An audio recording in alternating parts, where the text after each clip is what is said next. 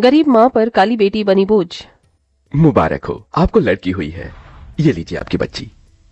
हे भगवान, ये क्या? एक तो मुझे लड़की हुई है, ऊपर से इसका रंग कितना काला है। अगर माँ जी ये इन्होंने इसे देख लिया तो न जाने क्या होगा।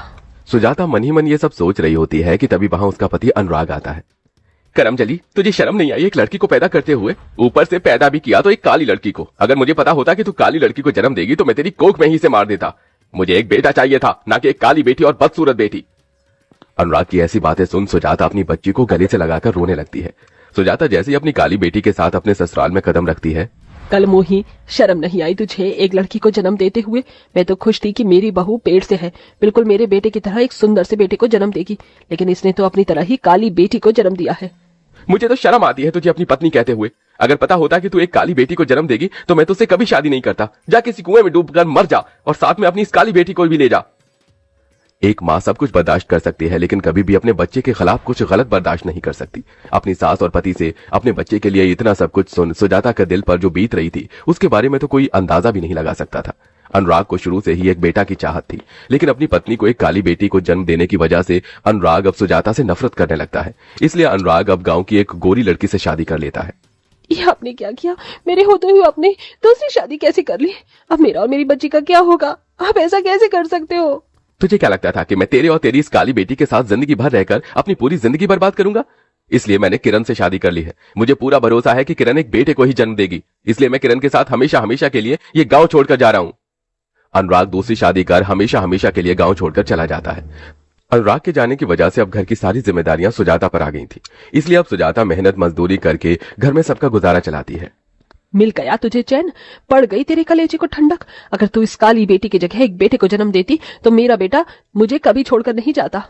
कलावती के ताने सुजाता के दिल पर किसी तीर की तरह लगने का वार करते थे, लेकिन सुजाता सिर्फ अपनी बच्ची के लिए सब कुछ बर्दाश्त करके हमेशा चुप रहती है। ऐसे ही समय बीतता रहता है और सुजाता की बेटी पूरे 6 साल की हो जाती है। माँ, आप कहाँ गई थी? मैं कब से आपका इंतजार कर रही थी। बेटा, आज काम करते हुए फैक्ट्री में मेरे पैर में चोट लग गई थी, इसीलिए आने में देरी हो गई। तू भले ही दुनिया की नजरों में सरस्वती बनने का ढोंग कर ले, लेकिन तेरी सारी सच्चाई मैं जानती हूँ। तू आज इस चोट की वजह से लेट नहीं हुई है, बल्कि तू तो किसी के साथ अपना मुंह काला कर रही थी। माँ जी, आप होश में तो हैं क्या?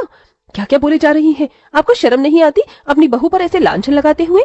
मेरे सामने ये ढोंग करने की जरूरत नहीं है। तेरे इस चरित्रहीन हरकतों की वजह से ही मेरा बेटा तुझे छोड़कर हमेशा हमेशा के लिए शहर चला गया। मैं जानती हूँ रोज रोज तुझे घर आने में देरी क्यों हो जाती है। हर रोज किसी आदमी के साथ गुलछर्रे उड़ाकर अपना मुंह जो काला करती है। हे भगवान, ऐसे शब्द सुनने से पहले तूने मुझे अपने पास क्यों नहीं बुला लिया? ये काली बेटी तो मेरी जिंदगी में बोझ बन गई है। जब से ये पैदा हुई है तब से मुझे क्या क्या नहीं सहना पड़ रहा। सुजाता का जिंदगी का हर एक दिन उसके लिए किसी मौत से भरकर था, लेकिन अपनी बेटी की शक्ल देख देखकर सुजाता हार नहीं मानती और दिन रात मेहनत करके अपनी बेटी को पढ़ाती है। ऐसे ही समय गुजरता है और अब काजल बड़ी हो जाती है।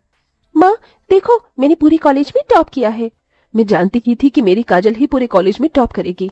अब आप देखना कि मुझे किसी बड़ी कंपनी में नौकरी मिलेगी और फिर आप, मैं और दादी इस छोटे से घर को छोड़कर एक बड़ी सी घर में रहेंगे। बस बस, ये झूठे सपने दिखाने की कोई जरूरत नहीं है। तो जैसी काली बदसूरत को कोई अपनी कंपनी में नौकरी तो देना दूर, कंपनी के आसपास भी भटकने भी नहीं देगा।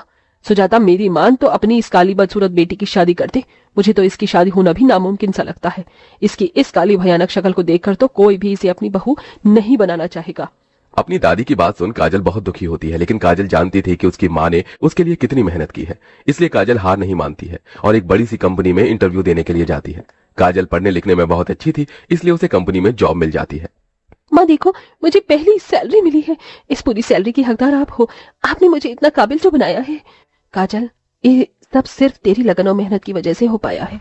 अब तेरी शादी का समय आ गया है। तुझे पता है, आज विमला अपनी बेटी का रिश्ता तय हो जाने की खुशी में मिठाई देकर गई थी। मैं भी चाहती हूँ कि मैं भी अपनी बेटी का रिश्ता तय होने की खुशी में गांव के लोगों को मिठाई, लड्डू, मैंने पंडित जी से बात भी कर ली है। परसों तुझे लड़की वाले देखने आ रहे हैं। माँ, मुझे बहुत डर लग रहा है। क्या वो लोग मुझे पसंद करेंगे? मेरी बेटी बहुत काबिल है, मुझे यकीन है कि वो तुझे जरूर पसंद करेंगे। अपनी माँ की बात सुन काजल को सुकून मिलता है। ऐसे ही 2 दिन गुजर जाते हैं और आज लड़के वाले काजल को देखने के लिए आते हैं।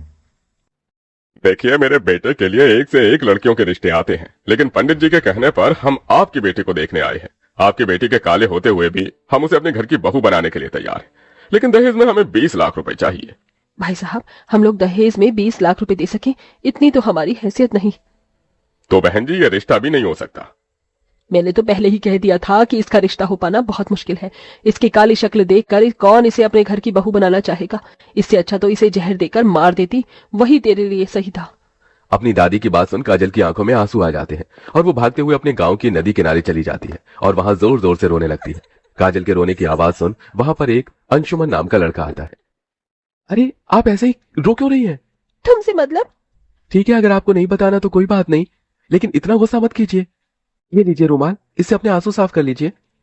अंशुमन काजल को रुमाल देकर वहां से चला जाता है और पेड़ के पीछे छुपकर काजल को देखने लगता है। ऐसे ही समय गुजरता रहता है और आज फिर एक बार काजल को देखने के लिए रिश्ते वाले आते हैं। अगर हमें पता होता कि आपकी बेटी ने इतनी काली है और बदसूरत है तो हम कभी भी यहाँ नहीं आते। हे भगवान, अब मैं क्या करूं? मेरी बेटी के काले रंग की वजह से इसका कहीं पर भी रिश्ता नहीं हो पा रहा है। ये जब से पैदा हुई है तब से मेरे ऊपर बोझ बन गई है। न जाने कब इसकी शादी होगी। जो भी रिश्ते वाले काजल को देखने के लिए आते हैं तो उसके काले रंग की वजह से शादी से इनकार कर देते हैं, या तो इतना दहेज मांगते हैं जो सुजाता की हैसियत से बाहर था। इसलिए अब बेचारी सुजाता बूढ़ी उम्र में भी मेहनत मजदूरी करके पैसे जोड़ना शुरू कर देती है। माँ, आपको मेरी शादी के लिए इस उम्र में भी कितना काम करना पड़ रहा है। आपके हाथों में कितने छाले आ गए हैं। अपनी माँ को इतनी मेहनत करता देख काजल से रहा नहीं जाता, इसलिए अब काजल भी ऑफिस के साथ साथ गांव में अपनी माँ से छुपकर बच्चों को ट्यूशन पढ़ाना शुरू कर देती है और अब काजल भी अपनी माँ की तरह धीरे धीरे पैसे जोड़ती है। अरे यार, 9 बज गए हैं और ये अभी तक आई नहीं। अंशुमन ने जब से काजल को देखा था तब से अंशुमन काजल को पसंद करने लगा था। अंशुमन को काजल के काले रंग से कोई भी दिक्कत नहीं थी, वो तो अब उसे बेपनाह मोहब्बत करने लगा था। पापा, आपने सोच भी कैसे लिया? मैं इस काली कल मुही से शादी करने के लिए तैयार हो जाऊंगा। चलिए यहाँ से। आज फिर एक बार और काजल के काले रंग की वजह से उसका रिश्ता नहीं हो पाता।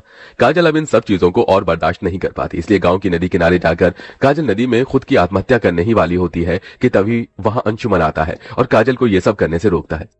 तुम पागल तो नहीं हो गई हो? हाँ, अगर मेरी जगह कोई होता तो वो तो कब का आत्महत्या कर चुका होता। अंशुमन के पूछने पर काजल उसे सभी चीज बताती है, जिसे सुन अंशुमन वहां से चला जाता है और अगले दिन अपने माता पिता के साथ सीधा काजल के घर आता है। मैं जानता हूँ तुम मुझे यहाँ देखकर बहुत हैरान हो। काजल, मैं तुमसे बहुत प्यार करता हूँ और जब से मैंने तुम्हें देखा तुम्हें चाहने लगा हूँ। मैं तुम्हारे साथ शादी करके अपनी पूरी जिंदगी तुम्हारे साथ बिताना चाहता हूँ।